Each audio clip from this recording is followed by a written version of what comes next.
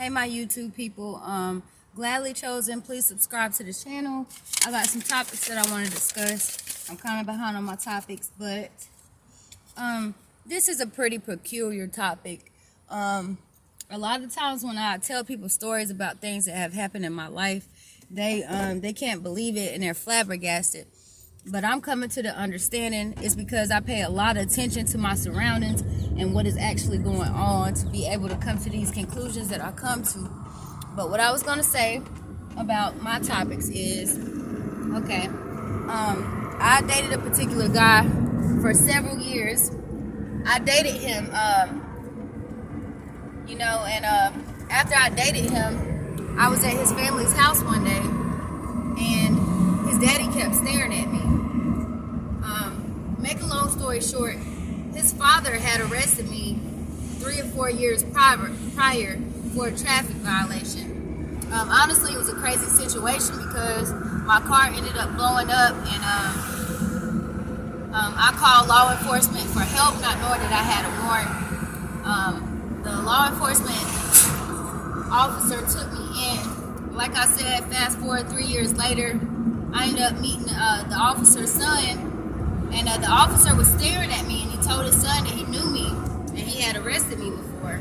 And I told his son, I'm like, your dad's lying, he never arrested me, because I didn't recall, because it had been so long ago and it was several counties away from me.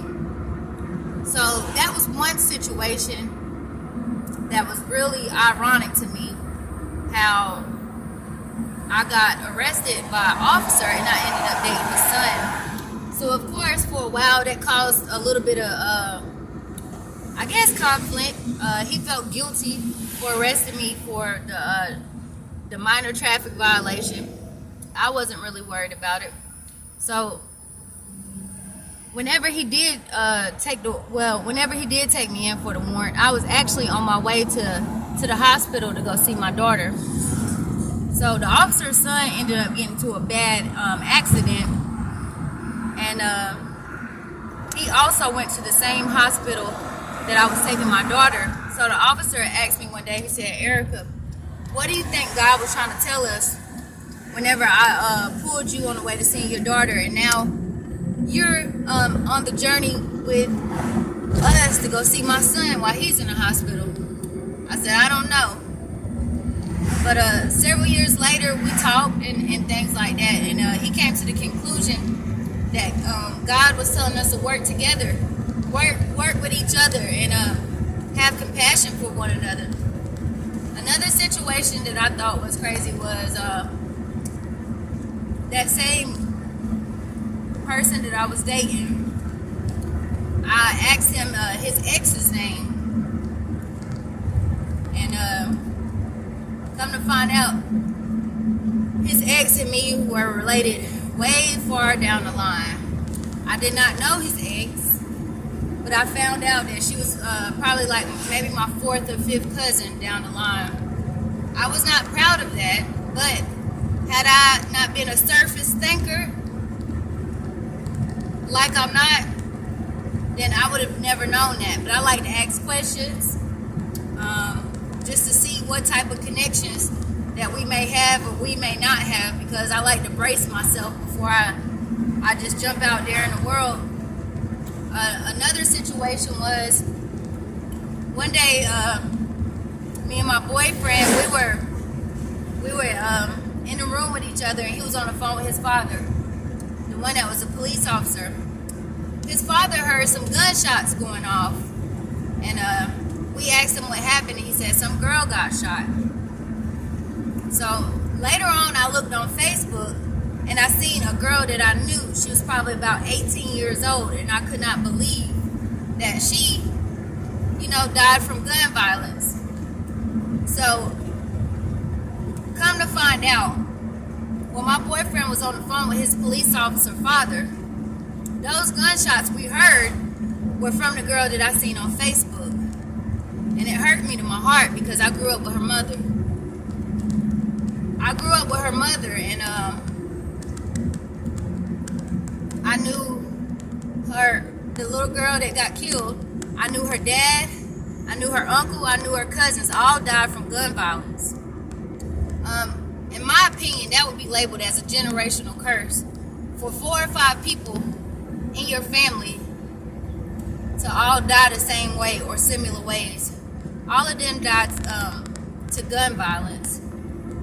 But like I was saying though, what was ironic is my boyfriend was on the phone with his dad, and he was letting us know what took place about the little girl being shot. But I knew the little girl's mother. I remember when the little girl's mother was pregnant with her, and that's why it affected me and touched me so much. So those were 3 situations that I knew of because I like to connect the dots and to pay attention. Those were 3 situations that were just like bam.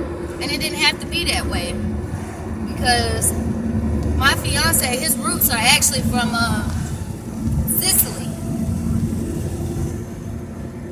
Then when he moved here, he went to South Carolina. So it's a number of different reasons that we didn't have to cross the paths that we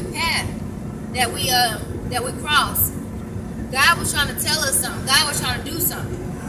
And sometimes when the signs are there, we don't do anything with it. So I want you to pay attention to your surroundings. Always ask questions.